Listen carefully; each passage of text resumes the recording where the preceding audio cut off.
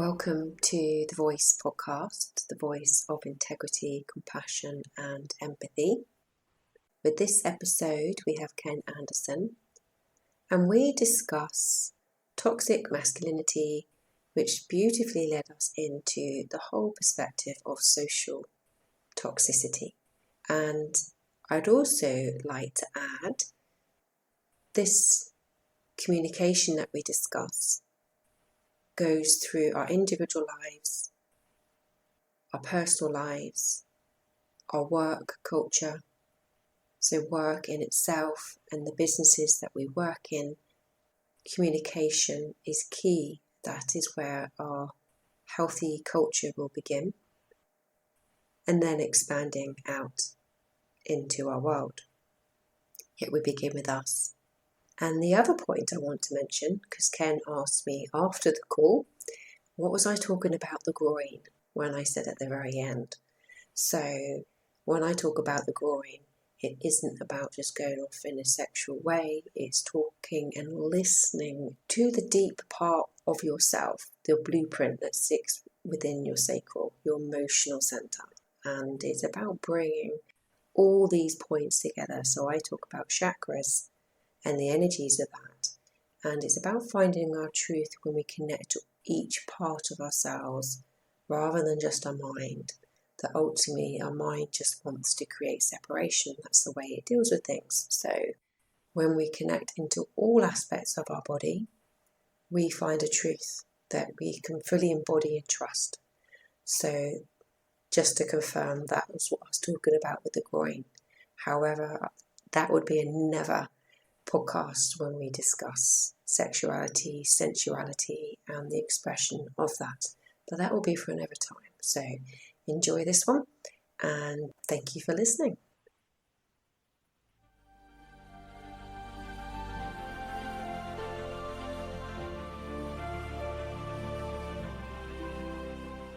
Good morning, lovely souls. And whenever you are listening to this podcast, the Voice podcast, I have the wonderful Ken Anderson with me today. We had a podcast a few weeks ago, which was absolutely amazing. And we just seemed to spark and work well with each other. So I invited Ken back, and we are discussing, we're going to begin starting off with toxic masculinity and how the shadows of all of this lays within our society, and bring in two perspectives really, male and female, and let's see where we go. Now the idea is really just to call out the BS that sits, belief systems or bullshit, whatever you want to call it, is actually what sits in the shadows of society that continues to allow negative things to happen. And the more we can call it out, the less judgment we have, but we call it out for what it is, we can start to probably hopefully move these shadows out. So thank you, Ken, for joining me today. Thanks for having me on again. You're welcome. No problem. No worries at all. So you, just as always, the juicy bits start just before we hit that bloody record button. You shared with me a post that you put on LinkedIn, and are you all right to read out those comments and then we'll go from there? Yeah, sure. Basically, I've been reading a few posts on LinkedIn and started making a note of some of the comments that came from it. And so I wrote my own post based on these comments. And I asked people's thoughts on it because obviously I run communication workshops, and I wanted people to give feedback as to what their initial thoughts are when they heard them. So there's 10 in total. First one, she needs to learn to be independent like a man. Number 2, how else will she succeed if men don't step back? Number 3, men need to step out of the way so she can have a chance to shine. And if she doesn't, then you were right about her in the first place. 4, for a woman, she's actually really hands-on. 5, I bet it's a disaster when a woman is left in charge. 6, it's impressive that she even wants to do this, really.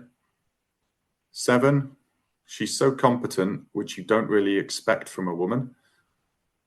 8, women can't multitask. That's why they need men to take charge to stay on top of everything. 9, it just seems really odd to me seeing a woman take charge. And 10, she probably needs a lot of help from her husband to manage things. So when you hear those things, you've probably got a whole range of emotions going through, a bit of a WTF moment, as if people are saying that in this day and age. How sexist is it? I can't believe people are coming out with that. But what would you say if I told you that all those comments are actually written by women? And that puts a whole new spin on it. Hold on, women are saying that. And then what would you say if I told you that what I'd actually done is I'd reversed the sexes of the comments, and these were actually comments that were written by women in regards to men parenting. And so when you read them back, I'm not going to go through them all again, but just taking any random examples, I bet it's a disaster when a man is left in charge. He's so competent, which you don't really expect from a man. It's impressive he even wants to do this, really. Mm. Those are comments that you hear so often. Yeah. Yet they are allowed, not frowned upon. But if it was directed the other way, then there would be such animosity being fired back to the people that had said those things, be it a man saying it or a woman saying it. It would have been, no, you need to stop, you need to stand up. And for me, when I was reading it and I saw these comments, it just reinforced in me, purely more so because of my history and my story myself. But it really hit home how hard it is for people to speak up and to talk and to communicate and to be open when they've got these kind of pressures. I mean, I've been out myself with my 2 kids, and just, I think at one point Arthur was about 6 months old, Grace must have been 2, and I took him out and we just went for a bite of lunch in a cafe. And I had people coming up and going, "You're doing such a great job, you don't seem any," and I was thinking, well, hold on a second, I do this all the time. I am predominantly at home with the kids because I'm working from home and all this.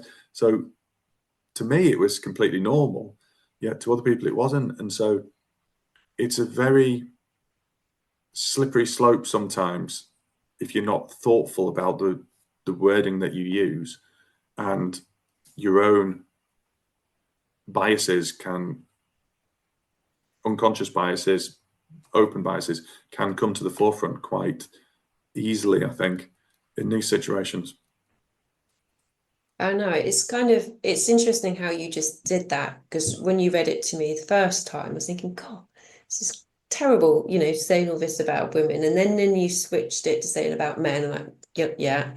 And then about children and, being parents. And it is interesting how we carry these different patterns and these beliefs, really, and to be able to vocalize it like that in a negative way, and that is common, about men, in terms of parenting, because I guess it's been so predominantly the female's role, Yeah, and it's been her domain, but it equally doesn't give the permission to mock, to lower their ability. exactly.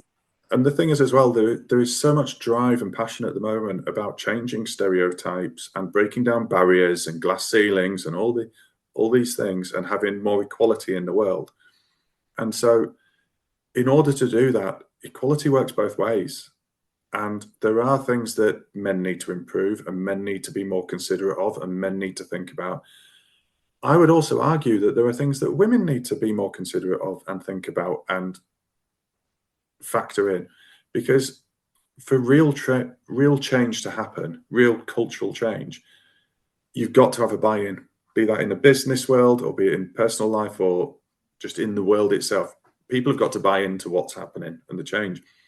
And if people are fighting against each other all the time and trying to one up and point score on posts about who gets hurt more and who's affected more and this, that, and the other, there's no change going to happen. You just end up building bigger barriers and bigger resentment towards each side of the fence.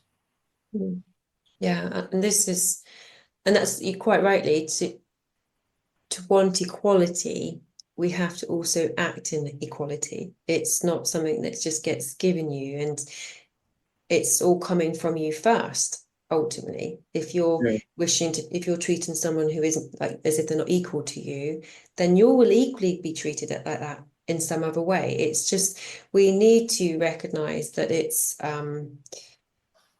but I mean, for me, that's, as soon as you were talking, then it felt about like the victim energy that we have, because someone can quite easily play the victim, can't we? Oh, that's happening, because we're not taking responsibility. So it is about taking responsibility of what can we do about it, taking responsibility for your thoughts, your actions, and your words.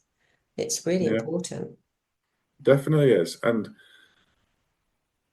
for me, sometimes it feels like there is a lot of emphasis on people that can speak very loudly or are very vociferous or put lots of comments on things all the time and all this.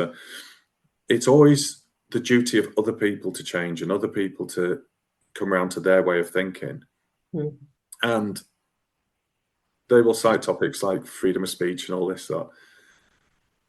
From my policing background, I remember being out on patrol once, and there was someone in the street that was talking about religion and how if you're not baptized, you're going to burn in hell. And they were trying to convert people to follow the path of Jesus or whatever. And someone came up to me and went, I'm really offended by what they're saying. Can you go and tell them to stop? And I had to say, well, no, but I'm offended, so you need to tell them to stop. And I was trying to explain to this person, they're not doing anything offensive. They are not breaking any laws. They are not swearing or doing anything. Just because you are offended does not mean it is wrong what they are doing. That is freedom of speech. Just the same as you could go and stand right next to them and go, I disagree. And you could shout at the top of your voice, I disagree, to every single point that they're saying. They are just as entitled to do it. Well, I don't want to have to walk down the street and listen. Okay, you have that freedom to be able to not walk down this street. You have those choices. And I think far too often people just put the emphasis onto others to do all the change rather than looking within. Oh God, yes. Realizing that they actually themselves need to change as well. There was that documentary on Netflix, My Wife, My Abuser, about a man who suffered abuse at the hands of his wife for 20 odd years, and it was horrendous abuse. It's a 2-part documentary, really brilliant watch. And somebody put a post on saying how awful it is seeing this happen. That a man was going through it, nobody should have to go through it. And it was a really good post. And I replied to it saying, I agree. Nobody should have to. And it's actually quite eye-opening, the fact that it can happen to men as well as women, because it's not something that many men would open up and talk about. So hopefully this will empower them to be able to speak up if they are in those positions, knowing that they're not alone. Well, the rhetoric that came back from that post, why are you making it about men? Men need to step up and make it easier for their friends and colleagues to open up and talk. There was no talk of, well, actually, it was the woman's fault that all this was happening. She was the abuser. Why is it then the men that have to fix the situation again? Men have to be the problem solvers to it. Because if it was a female who was the victim of domestic violence and people were going, women need to step up and do more to stop this, wow, there'd be uproar. Absolute uproar. So it can't work both ways. And I'm not for 1 second saying that men aren't, I'd say, the more violent of the two species. Two sexes, not two species. We are completely I separate. know we're from Mars and Venus, but You're from Mars, I'm from Venus. But the truth is as well that you can throw all kinds of facts and figures about that. Actually, male on male violence is higher than male on female violence, and all this. It matters not. The point is, if you're wanting to make change, stop trying to point score. Stop trying to one up. Accept the fact that, yes, men can be victims of domestic violence. Women have responsibilities to change that. Men have responsibilities to change that. Can't we all just get along and work together rather than trying to knock each other down in order to step up ourselves? That just doesn't seem right to me. You've got that with women against women, though, as well. I don't know if men have that against men so much. You'll have to let me know, but it's this whole, it's coming from a place of insecurity. It's coming from a place of lack of love of self or lack of acceptance, that to make yourself feel better, somewhere in your mind, you think by taking somebody else down is going to make you feel better. Like that abuse, somehow you can take that light from that person, but you can never gain that light from another person, from another soul. So it's a very fruitless task. Yeah, it's still a subconscious pattern that people think they must take from others to make them feel better. Yeah. And it never will. And, you know, the violence definitely in terms of both sexes, you've also got emotional violence and abuse. But and like I say, women will try and take other women down as well. You know, if you're trying to be successful, there'll always be this lagging off or not wanting them, because that comes from a place of jealousy and scarcity and fear, because they think, well, because they're doing it, it's taken, I can't have it. So therefore, I'd rather they don't have it. Yeah. And Or how many times do women judge other women based on looks? oh, yeah. You know, I she's mean, only I know as a another. woman, I will go around and instantly I can feel myself comparing myself. But not going, oh, she's got this or she's got that. I'm not like judging them. I'm like making, it's like a weird comparison of self that makes you feel shit. Yeah. And all that does ever is take you out of your power. Because we're And not meant to be like each other. We're no. meant to be completely unique. We have not species, but we've got our different Yeah. sexes. Yeah. Sometimes we might be different at times. But in terms of you know, different colored skin and races and, hair color. We all are meant to be different, because if we're all the same, we wouldn't even know who we are, would we? So, and I want to try and eventually for all of us to get to this point where we just recognize this is a framework to a soul, that actually it's just for us point of recognition, but we're so conditioned to be against each other. Yeah. And as I'm talking now, it's like feeling, well, I'm just getting the whole kind of the elections going on. It's always about one against the other, this polarization and war, which we could call as toxic masculinity if we want to. It's this why were we always set against each other? Because, Hitler was always about divide and rule. Where is this all coming from?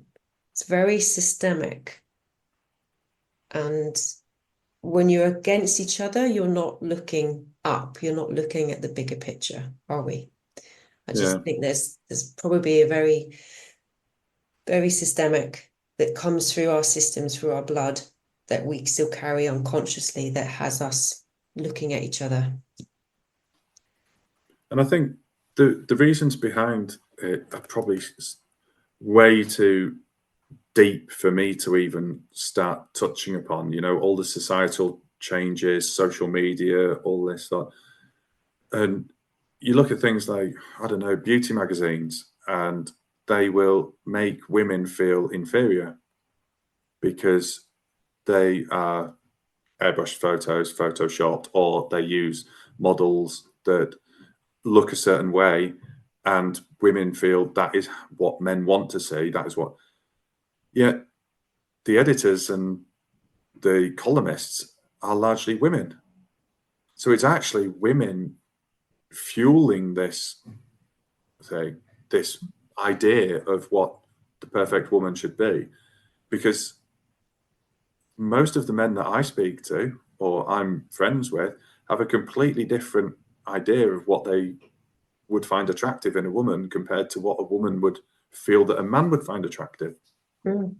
And the interesting thing there, as you're saying, is that women need to think about if they're attractive to men as well. Is that because it's conditioning that your purpose is here just to be attracted to be attractive for men, and which then our only purpose is to be attractive or to have children. It's kind of like a never conditioning of what women should be. yeah, And and it shouldn't be actually, that way. yeah, and it's not down to just, it's not about being attracted. Yes, there's a primal part of being attracted to men because naturally, or women, because you want to mate, as it were. But ultimately, your worth doesn't come down to what you look like. No, not at all. And I think it's important that people are able to differentiate between the two.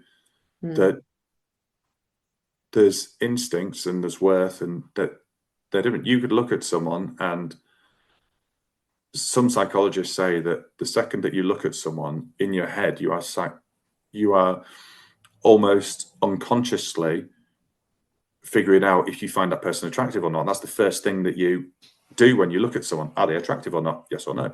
And that doesn't mean that you're going to act on it or do anything. But if you've got that unconscious instinct in there that you're not even aware of is happening, or you might be aware of it, that's really hard to move on from. And that is going to come out in other ways.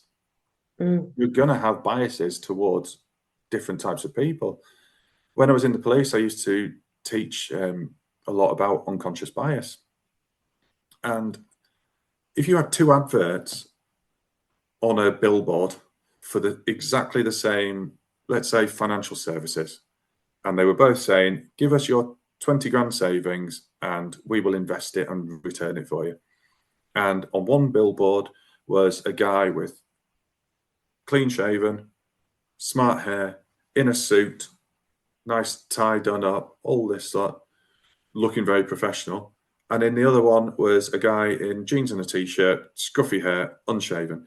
Who would you trust your 20 grand with? Well, instantly you'd think the tidy one, but yeah. The tie, they're going to make more. But then it could look like a cheesy salesman. But these are your biases coming in, and it's how they change things. Because you then look at people like Mark Zuckerberg, who walks around in jeans and a t-shirt all day. And if I gave him 20 grand, I bet I'd get a return pretty easily on that. So people have to understand that we all have these biases, and social media influences them. Everything does. And so you've got to factor that in and don't jump on the bandwagon too much. It's so easy to jump on the bandwagon of men thinking that women are always playing the victim and it's not actually as bad as they're making out, and women turning around and going, well, that's just toxic masculinity, this and the other. It's not actually as clear cut as that a lot of the time. There's a lot of grey areas in there. And unless you are open to discussing them, talking about them and understanding them and appreciating other people's points of views, you're going to end up at an impasse, and no real change is going to be made because you're ignorant to other people's thoughts and feelings. Yeah, I mean, the key is, for me, it's all about truth, and you're about communication, and it's also about knowing your truth. And the first thing is, like you say, all these subconscious, unconscious patterns that are within us, they're in our bones, they're in our blood. It's so beyond our consciousness. I mean, the subconscious plays out for 98% of our thoughts and actions. So we're really not in a great deal of control of our thoughts. So we have to, like, when they do come up, recognize, do we want to actually attach to that thought? We have to break that pattern of being conscious and go, well, is this alignment to what I really want? Do I want to feel this? Can I choose something else? But it's also being able to, like you say, in that visual of just seeing two people. Yes, you'll get prejudices coming up, but when you meet a person and you're in the energy of that person, there's more senses going on. You're hearing their voice, their truth, because your tone of your voice is how, the authenticity will come from that. You'd also feel it in your heart in terms of, do they feel right to me, and your gut. So we have so multiple senses that we need to tune into rather than just the first flash of prejudice that comes through. And with AI that's coming through, we need to really move more into these senses of our bodies to know what our truth is. But we also need to create space to break these patterns and see it more consciously, if that makes sense. Otherwise we're just continuing these same patterns.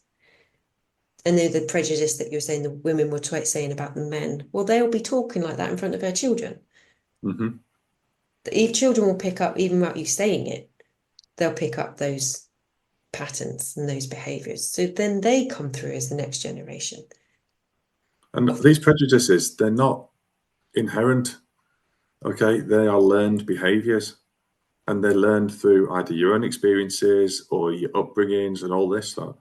And so when the younger generation come through with these, it's the older generation that's to blame for how they are, in effect, because we're the ones that have made them think and feel this way. Which I think we are really now, as our age, as parents, are the ones that are we're breaking the pattern, this ancestral programming that who knows how far that goes back. But it's also because we don't want the children to be experiencing what we're feeling. Yeah. So we're working much more consciously to try and break these patterns. But it feels like we're getting it from the top end and also getting it from the bottom end as well. It's hard. It's hard work to break these patterns, especially when we're overwhelmed. We got money issues, stress, work. Everything seems to be getting tighter and tighter, which keeps us in that survival mode. So it's hard to break that pattern when your brain's in just running on survival. Yeah, it certainly is. And how people are going to do it, that's a tough one. That's $1 million question, isn't it? But you've got to just have a bit more compassion and a bit more understanding. And if you're wanting change, going back to what we were talking about with toxic masculinity and all this stuff, if you're wanting change, if I wanted to get you to do something different at work, I was your boss, a colleague, if I came at you really hard and started saying that you're to blame for this, that, and the other, and you're responsible for it, you'd start to get your back up a bit, wouldn't you? Yes. If I started then saying to you that you are responsible and partly to blame because of your colleague who is making mistakes and not doing it, you'd almost get your back up even more, wouldn't you? You'd be thinking, hold on a second, I've not done anything I'm not here. taking it for them, yes. But so you wouldn't stand for that. You wouldn't accept that. And yet sometimes it feels like men are being told, even if you're not responsible for something, you're still responsible for it because you're a man. And unless you are completely the opposite and more feminine and doing things the way that women would do it or whatever, then you're part of the problem too. And it's like, it's interesting, isn't it? It's the responsibility and judgment of that responsibility.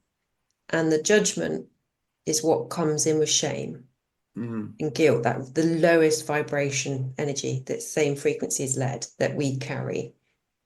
Because that is that shame, which everybody has shame within them.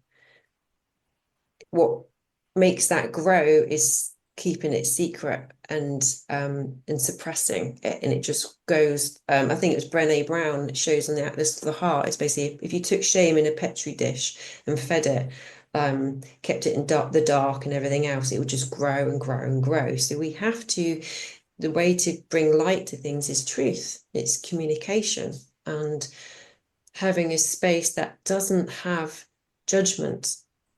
So when people do come out with this way of talking and this judgment, we could try not to judge the judgment, to go, we're just bringing up the shadows that we're all carrying. So it's like an area of space where people can just go, well, here's my crap. Let's work this out. It's like what was it that you said before we started recording about the abusive to that man for 20 odd years? And this is me saying it from connecting into my body, what came up. So it's not per se me, but there's an initial flicker of flash of what we all have, this ego, this arsehole or something sitting on our shoulders, telling us, making us feel crap at times, or keeping us in fear so we don't step forward and do the things we want to do and enjoy. But what came up was, oh, well, it's happened to women for so long. It's a bit calmer. And I'm like, and my first reaction to that is like, what the fuck what was that thought? Where's that just sprung out of myself? And it's like, I'm not attached to that, but I could instantly feel very shameful of having that thought. I just know that it isn't me, but yet that will be a shadow of society. Yeah. Which will keep that happening. And as long as there are these biases that people have, it's going to happen. And bias isn't necessarily a bad thing. You know, bias can help you deal with certain situations, and it helps you learn how to protect yourself. It's an instinctive thing a lot of the time. If you're walking down the street and you get punched by someone, a football fan or whatever, outside a pub, you're going to cross the road next time.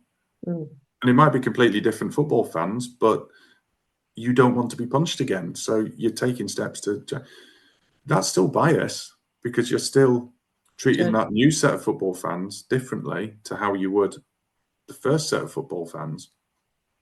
But I think it's such a hard topic to be able to talk about, because it's so polarizing when you do talk about.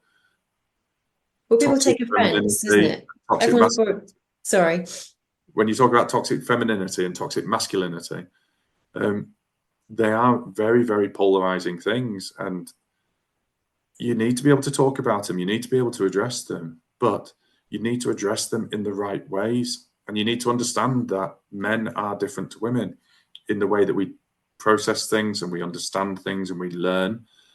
And so if we were to try and speak to women in the same way that we would speak to men, we would not get anywhere with it. We wouldn't be able to get our points across. We wouldn't be able to explain things. And it's almost the same for women. If they want to speak to men, you've got to adapt your communication style. If you're talking to a 2-year-old child, you are going to communicate differently than if you're talking with a 20-year-old adult. That's a fact of life. So the same thing applies between sexes, but people are just hesitant to do it or resistant to do it because they've got that thing that you want about. Why should I? Why should I have to change for you when you're the problem? You're the cause of this. You're the reason behind it. Why should I have to change? You're not changing. You are communicating effectively, because that's what you want to do. You want to instill change. And if you're going to instill change, you've got to communicate effectively. So the onus is on the person that you're communicating with to actively listen, and you to communicate in a way that they understand. Because if you're not doing it, they could be listening as best they can. They're not going to be able to hear what you're trying to say. So and then some people aren't prepared to hear either. So it's inviting the right audience, isn't it? Because some people will just don't want to hear. And if they have a belief pattern, anything that comes against that, they just won't listen to either. Yeah. So this is really about ones that do want change and see inequality and most of us do not align to war. We people want change, and that's the collective stage. But equally, that comes from us, how we all work towards each other. If we're having bias against one another, whether it's religion, whether it's geographically, whether it's sex or race. So we need to really start to take responsibility ultimately. And if we want change, what can I put into place? What can I do? And the question as well that then comes from it, you could ask anybody, do you want the world to be a better place? And I'd say 99.999% of people go, yes, they want the world to be a better place. Brilliant. So we're all on the same page. Well, no, we're not, because my version of a better place might be different to your version of a better place, might be different to someone else's version of a better place. So who then is able to decide what is the better place? If we all agree that we want the world to be a better place, but better what's for the perspective who? of? Better for who? And it's a real tough one to navigate, because you want to be understanding and you want to be empathetic, but I do feel like there's a big cultural shift and cultural change happening between generations, where the younger generation are very much firmly set in their way, being the path of righteousness, the right way, the best way to do things, and all this stuff, which is fine if that's what they truly believe. But there doesn't seem to be as much openness to discussion of other things. And that can sometimes be quite tough. Just the same as the older generation are very set in their ways with certain things. Oh no, we don't like change. We don't like this newfangled technology and all this. And it's finding out a way of breaking down these barriers to communicate and just understand and accept, yes, you are different. You are not going to see things the same as me, and that's okay. Yeah.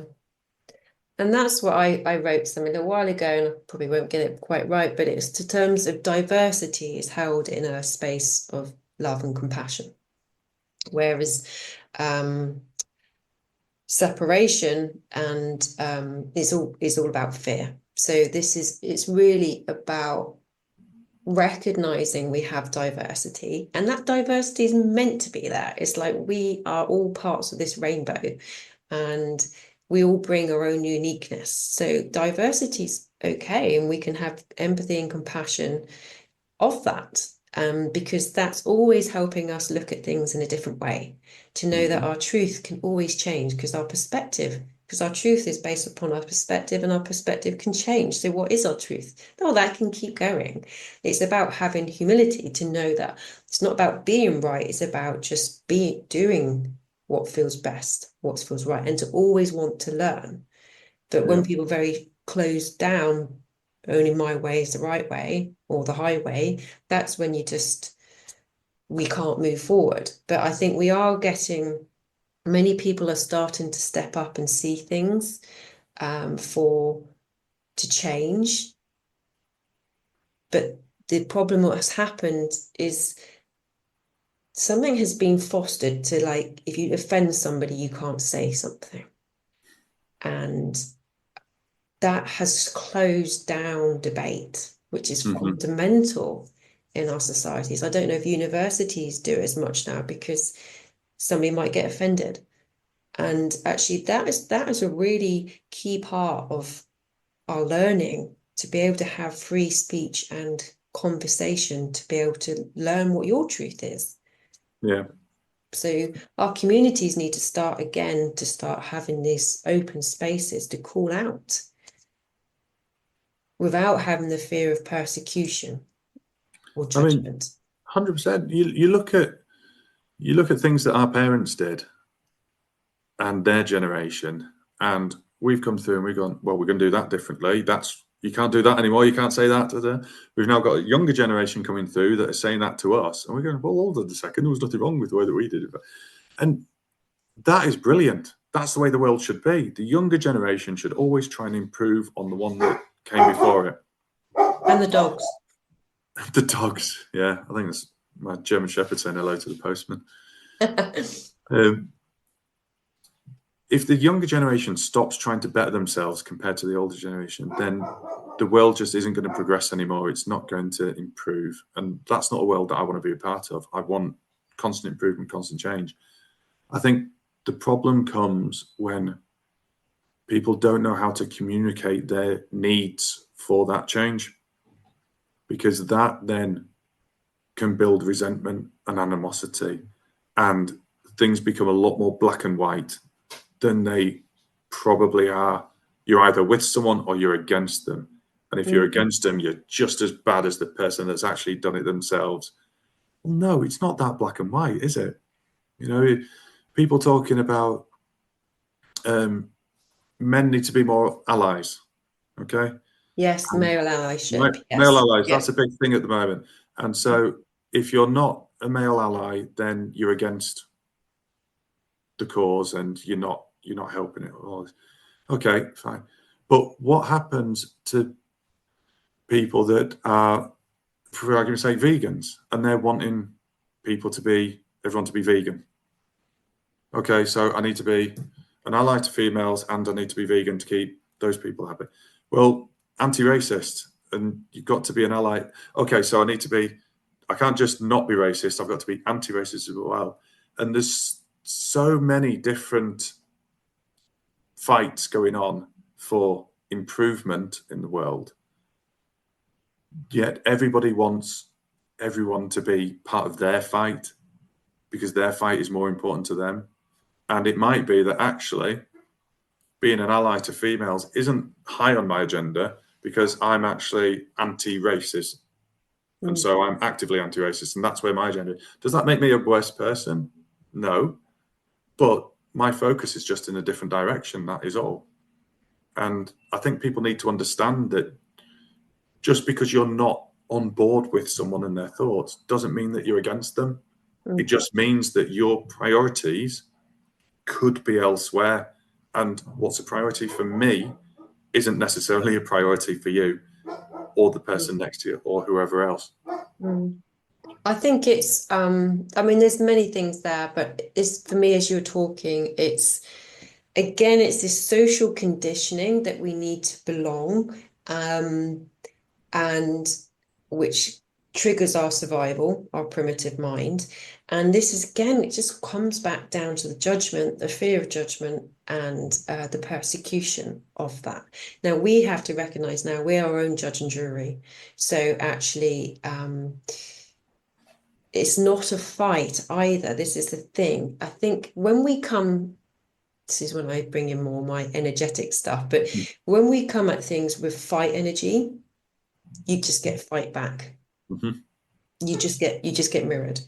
Whereas if you come from something not as playing someone down or knocking people for this or that and shaming them for being that, because that just tries to keep them small, and that keeps the shadow where it is. So you're never going to get rid of that shadow if you just keep shaming it. You've got to put the light on it, really, and let people to move through that. Why am I carrying that? Whereas if we come more as more of a loving, compassionate, empathic space, then you get that back. You won't get that resistance. As soon, like you say, as soon as someone feels like they're being got at, you back, we all have this in our relationships. If you feel someone's whittering on at you and having a go at you because you haven't done something, the first thing you want to do is tell them F off. It's just like, get out of my space. I'm not don't make me feel small. Don't make me feel stupid. So we have to be really mindful of how we communicate and call things out. And it's not about shaming and judging. 100%. We'll never get anywhere with that. I massively agree. And communication's about knowing your audience. I used a really generic example before of whether you're talking to a 2-year-old or a 20-year-old or a male or female, you change how you talk to them. And if you can do that, you're going to get better results because the majority of people, I like to think, are good, decent people that do want to see good, decent change in the world. And they do want it to be a better place to live in, not just for them, but for the children and the children's children. So I do get that. But people just seem to struggle with the art of communication sometimes, and it comes across so aggressive a lot of the time, either in words or intonation, the topic itself, whatever. And it's hard to fight your cause when the person that you're trying to encourage to join has switched off because of how you've come across to them. And we used to get it all the time in policing. You know, if you misjudge your communication with someone, they are not buying into your solution, and that means that you end up in conflict. You end up having to get hands on and physically restrain them because they haven't acted compliantly. Because a lot of the time you haven't communicated well enough. Granted, there's occasions when there's just no amount of communication. This person's not going to get anywhere. No. Yeah. All right. And we've all seen it before, where you've got a drunk friend or whatever, and you're trying to convince them to do something, and they're thinking it's the best idea in the world, and you're going, no, it's not. And they just will not listen. They will not listen to you. But a lot of the time, you can get people on board by tailoring your communication better, talking to them in a nice way, being genuine and honest and open and transparent, and all these positive qualities that you're wanting other people to have. By you embodying those yourself, that will spread. Yeah, I genuinely believe if we want change, the change always happens with us first. I think there was on something in Westminster, would have been an MP, and he's like, I wanted to change the world.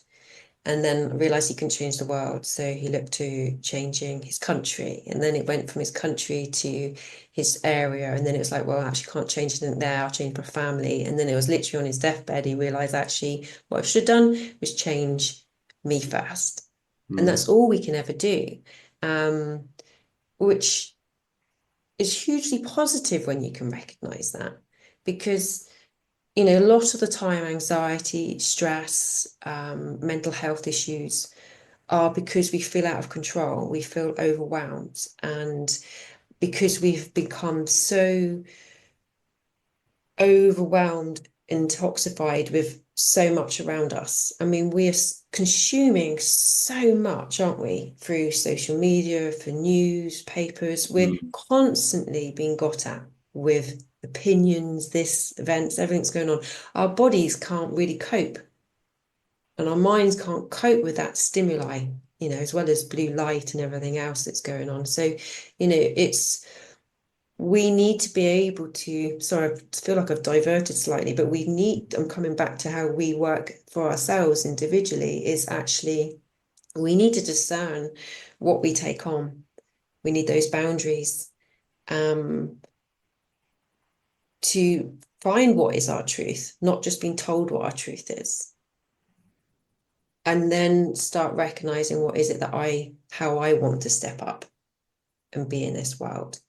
But we do need to take out time away from the intense stimuli that is coming at us from all over the place. You know, before, when I was younger, you wouldn't have had all this. You would have been outside more. Yeah. So I'm just trying to how do we, because we can look at the whole picture of the world and think, oh, it's completely fucked.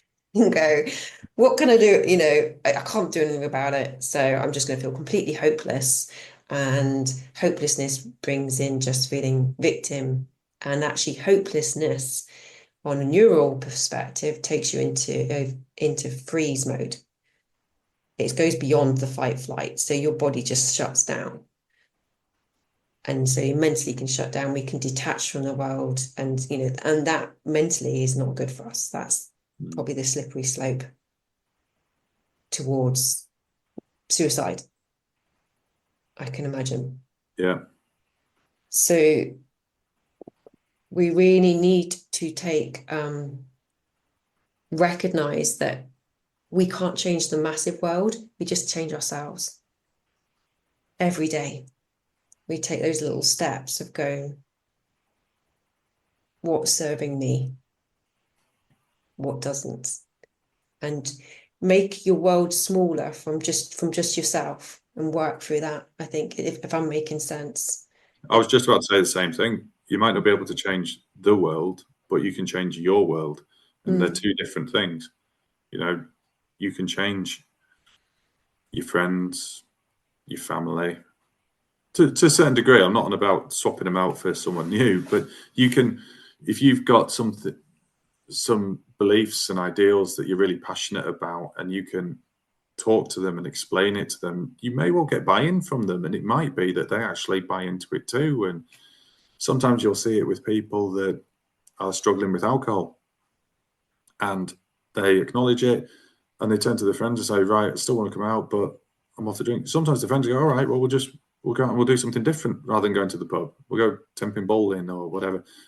You change it. You're making those changes. They might still well drink. You know, that's their choice. You can't judge them for it, but you can change your world, and you can have these little influences. But it's about how you request them, how you try and obtain those little changes. That's where it can really make or break things. Yeah, it's just as you were talking there, it's like when you can move away from feeling hopeless and then suddenly knowing that you can do something about it, suddenly you've got the empowerment and hope within you. Which is, hope sounds so fluffy, but it really isn't. It's proper powerful when you can shift the placebo in your mind. You know, drugs are based on placebo effect, as if they're actually effective or not. You know, that's the comparison, the benchmark. So once we actually have hope, it goes beyond, you know, that's the massive transition of making change. But what I've recognized in with my own healing is actually, if you want change around you, or what a lot of our relationships are mirrors of ourselves, which can be quite an odd one when especially someone's coming at you, you know. But they're mirroring something about you that you're as a negative. There's something. So if someone, for instance, I take my, for instance, my more and more I moved into my spirituality, my all these aspects of energy, you know, even when I could, you know, could heal people from, you know, just from remotely. I'll get my words out in properly in a minute. And then it was actually, this was growing, and then there was a resentment coming towards me about it. And all I wanted was acceptance of this new aspect of gifts that was coming through. And it came to me, it's like, actually, it's just about you accepting it, me accepting myself. And as soon as I did that, it shifted. There wasn't that animosity, that friction against it. It's so often, if we can look at mirrors of other people are trying to show us something for what we need to give ourselves, we love ourselves a little bit more, we accept ourselves a little bit more, we'll find that that gets mirrored in our relationships around us. Yeah, it certainly does. That's how powerful we are. We just have to be aware of it, rather than being the victim of it. Yeah, got to have that empowerment, haven't you? But then as soon as you become aware, it's there. It's just that consciousness to go, oh, what is this showing me? Oh, it's because what I actually want from this is this. Well, I can give that to myself. And then also the lesson seems to just move. It's so quick when you're aware of it. This is the power of consciousness. So, but most of us, we're not really in it much of the time. As much as you try to be, it's sometimes hard to be, isn't it? So yeah, sometimes you need someone external to be able to just help you get back into it or guide you along that path. yeah, that friend that calls you out when you're just acting like a tit. Yeah. It's kind of like, what are you doing? Oh, okay. But then again, that communication was only because you feel safe with that person that they can have that level of communication together. Yeah. Yeah. Cool. Well, it's a bit of a revolution, I think. And I think the key is just keep talking, isn't it? Just keep holding space that people feel safe to speak. Yeah. I think that's a massive thing, and just understanding who you're talking to and how you're talking to them, and having the compassion for other people that you want for yourself. Because like you spoke about mirroring, people will reflect what you give out a lot of the time. So I think that's a really important point. And take responsibility.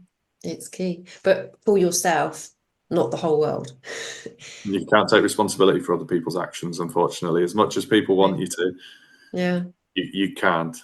No. I've had this with my clients. You can tell that a lot of it sits with shoulders and or hips, because this is where you load bearing kind of points of your body.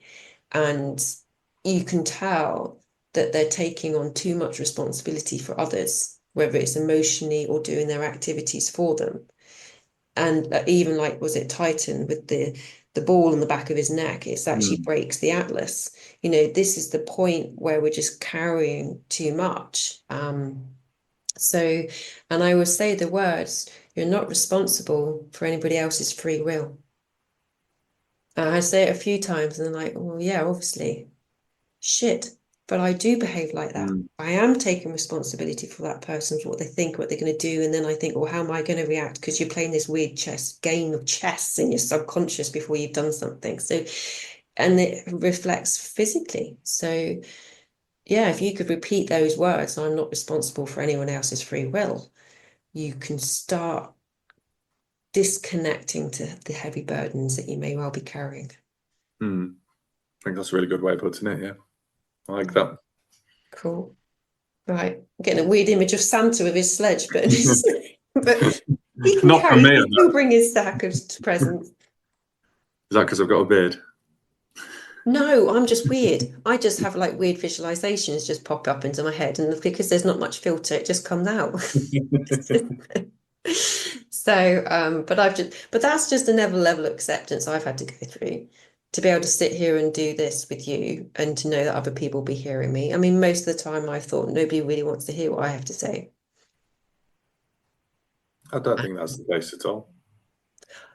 No, but that's what I believed. And, so but the passion to try and help others has been the focus, the driver to work through all my shadows. I've still got loads more, I know that, but it's to get to that point. So I'm only sharing that because other people possibly listening might think that themselves, that their voice isn't worthy, or I'm not safe to speak my voice, and that fear of persecution. They may all well be carrying that. I think everyone's always free to speak the voice. It's how it's spoken.